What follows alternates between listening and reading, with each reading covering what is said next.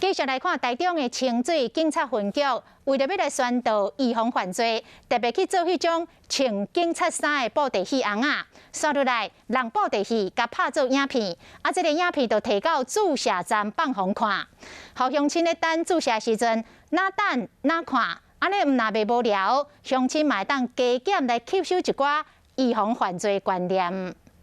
各位乡亲士大，大家好。 我是清水分局的阿春的啦。组长拿配音拿人布袋戏翁仔自我绍介，透过这支布袋戏翁仔阿春啊，用趣味的方式来宣导各种治安、交通等等犯罪的预防观念，互民众除了会使看布袋戏，嘛有宣导的效果。透过这个方式，让我们的老人家也能够回味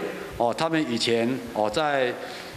这个看布袋戏的光景啦。 分局甲布袋戏的影片，经伫这几天人侪注射站放送，互民众等要注射的过程，嘛会使得到各种犯罪预防的观念。组长嘛讲，因为家己自细汉就是看布袋戏大汉，即摆家己来人嘛真有感觉。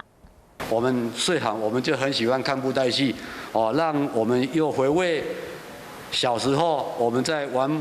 布袋戏的这个光景，我们觉得也很高兴。 一回生两回熟，安尼就好。为了准备这场布袋戏，清水警分局各专工路南车师辅助警察的服装，出奇招用布袋戏来宣导，就是要让民众拢真有印象。